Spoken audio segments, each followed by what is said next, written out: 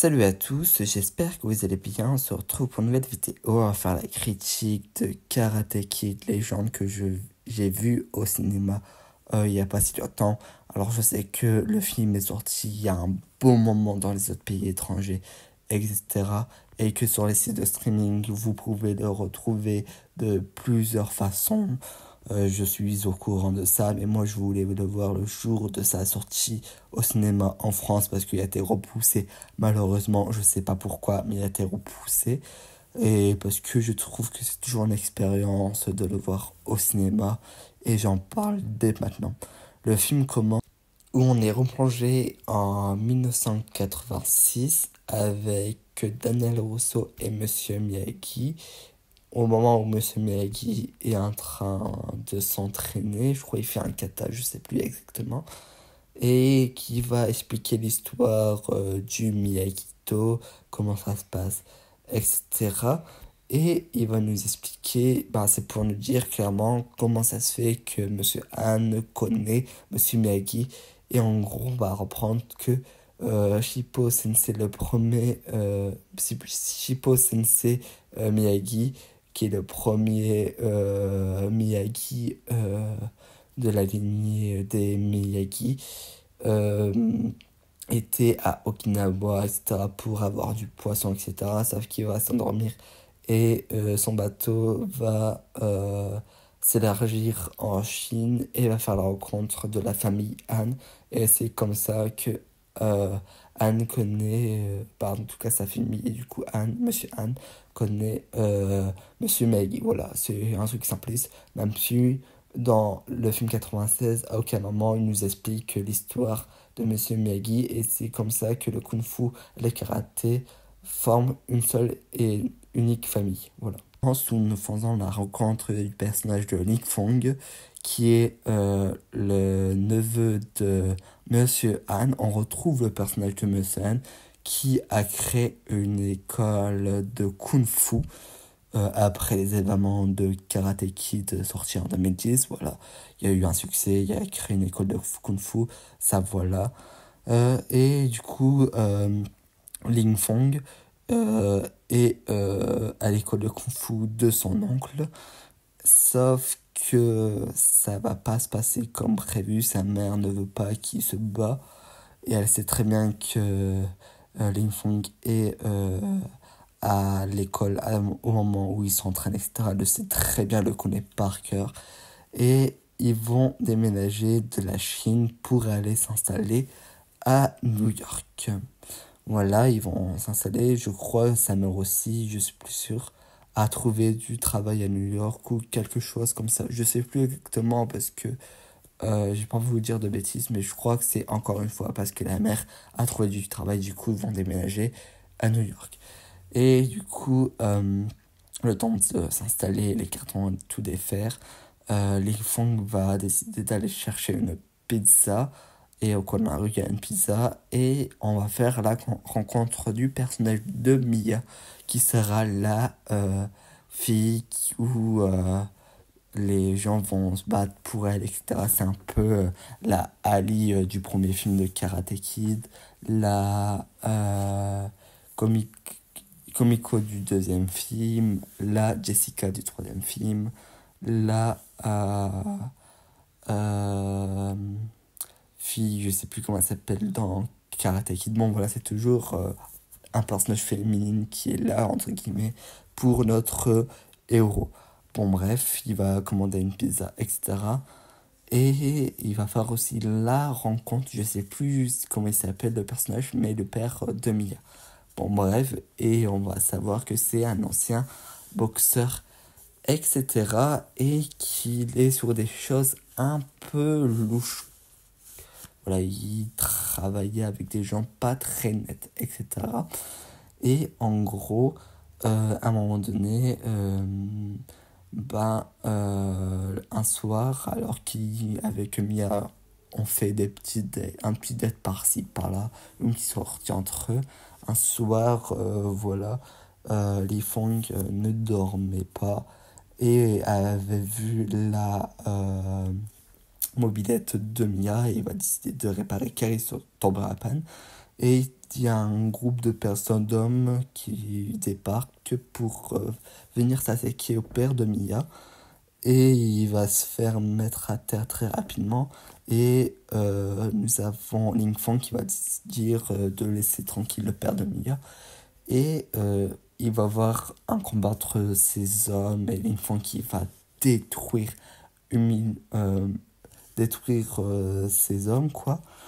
Et après, pour être reconnaissant, le père de Mia va voilà, être reconnaissant envers Ling Fong, etc. Ils vont en parler, etc. Et ils vont parler de boxe, je sais plus comment ça se passe, leur discussion. Et ils vont parler qu'ils voudraient reprendre les gants pour être remboursés, pour rembourser les choses, etc. Faire un ou deux combats pour gagner un peu d'argent. Surtout que ça risque d'être compliqué de gagner de l'argent pour l'instant. Voilà, Ling Fong va entraîner du coup le père de Mia, car il maîtrise peut-être pas à la perfection, mais très bien le kung fu. Et du coup, ils vont mélanger la boxe avec le kung fu. Et ensuite, nous avons le combat qu'il va avoir. Et juste avant, nous avons à apprendre plus sur le personnage de Li Fong. En gros, avait un grand frère qui lui aussi était avec Monsieur Han à l'école de Monsieur Han au Kung Fu. Il avait gagné un tournoi, sauf que son adversaire a très mal géré, qui a perdu face au frère de Ling Fong. Et avec ses potes, ils vont tuer le frère de Ling Fong, qui était terrorisé en voyant cette scène et qui n'a rien fait. Et du coup, il va y avoir un combat entre le père de Mia qui va faire un combat de boxe, sauf qu'à un moment donné, ça va mal se passer. Et Ling Fong, encore une fois, va être terrorisé en repensant à la mort de son frère, qui est tout à fait normal.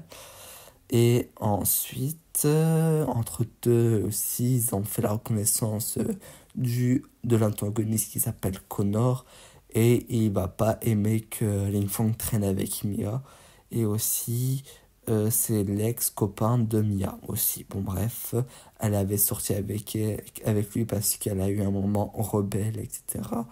Bon, bref, et ils vont s'affronter pour le euh, espèce de tournoi, je sais plus c'est quoi, un tournoi qui se passe à New York, c'est-à-dire pas à la vallée. Je reviendrai tout de suite pourquoi je dis pas à la vallée, c'est-à-dire que ce n'est pas le All Valley, je sais plus c'est quoi, c'est un tournoi qui se passe à l'extérieur, un tournoi de karaté qui se passe à l'extérieur, etc. Et Monsieur Han va faire son apparition et va aller à New York pour entraîner euh, Ling Fong et va demander de l'aide à un certain personnel qui est rien d'autre que Daniel Larousseau, qui va demander de l'aide pour entraîner Ling Fong parce qu'il veut que Ling Fong travaille aussi et le Miyagi-Do. Et du coup, toutes les techniques que Monsieur Miyagi a donné à Daniel Larousseau, Monsieur Han veut que Daniel Russo donne le Miyagi-Do à Lee Fong, etc. Bon, bref, ils vont voir une scène d'entraînement, etc. Et à la fin, nous avons le combat final entre Connor et Ling Fong. Et notre héros va gagner le combat. Bon, bref, quoi, c'est ça l'histoire. Aussi, qu'est-ce que j'ai pensé du film? Personnellement, j'ai pas aimé.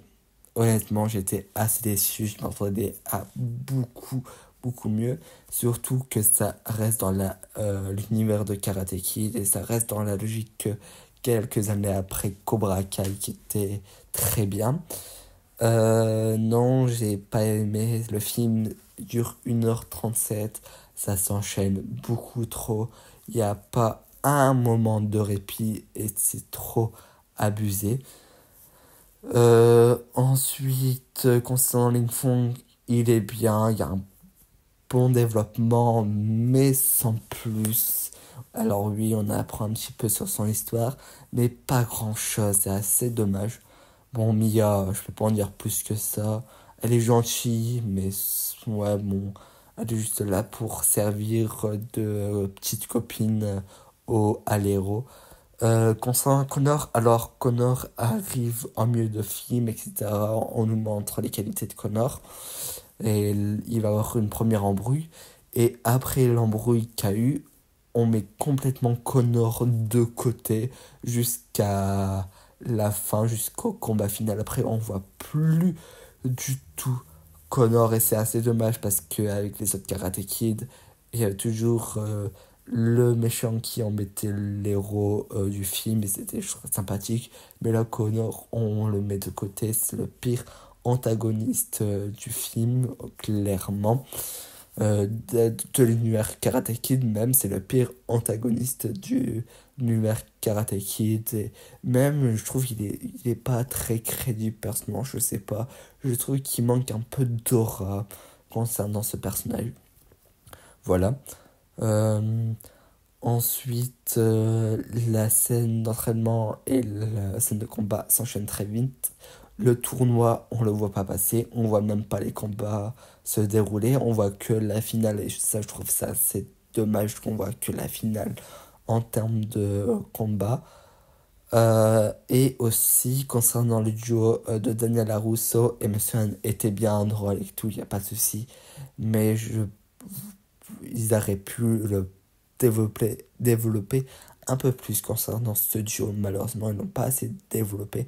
Et c'est assez dommage. Dans l'ensemble, c'est très moyen. Il y a beaucoup de choses qui allaient pas. Je trouve qu'ils ont fait ce film à la va-vite. Ils n'ont pas cru au projet. Ce film a été fait pour dire que voilà, il y a eu Cobra Kai et tout. Mais on va pas s'arrêter que à Cobra Kai. Il y aura d'autres films. Mais ils ont fait vraiment un film juste pour faire un film à la va-vite. Et honnêtement, c'est assez dommage parce que le film a du potentiel. Mais il est gâché parce qu'il y a trop de choses qui ne vont pas. Et c'est assez dommage. Et pourtant, j'en avais des grosses attentes concernant ce film. Moi qui adore l'univers de Karate Kid, qui adore Cobra Kai, je suis assez déçu concernant ce film qui n'est clairement pas au niveau. Et un truc qui m'a trouvé très mauvais, c'est que le film s'enchaîne beaucoup. Il n'y a pas de moment où dans les anciens Karate Kid, il y avait plus calme, plus posé, etc. Même la scène d'entraînement, elle est nulle, elle n'est pas au niveau, je suis désolé. Et Daniel Russo, il est juste là pour entraîner euh, Lin Fong, mais il arrive en moitié de film, quasiment à la fin. Et c'est très dommage parce que je pensais qu'on allait plus le voir, surtout que de base, il doit nous montrer des techniques de Miyagi-Do. Mais je suis désolé, mais même les techniques que Daniel Larusso nous montre, c'est pas du Miyagi-Do, hein. J'ai pas vu du Miyagi-Do dans les espèces de techniques qu'on nous montre. Et en plus, le film, c'est du karaté, le combat, mais j'ai l'impression que c'est plus du kung fu, encore une fois. Et je trouve ça dommage. Il y a plein de choses qui n'ont pas été dans ce film, malheureusement. Merci d'avoir suivi cette critique. Si la vidéo vous a plu, n'hésitez pas de liker, de commenter, de partager et de vous abonner, ça fait toujours plaisir. Et je retiens, vite fait, nous avons un caméo à la fin de Johnny Lawrence. C'est peut-être le meilleur moment du film pour vous dire. Voilà. Merci, au revoir.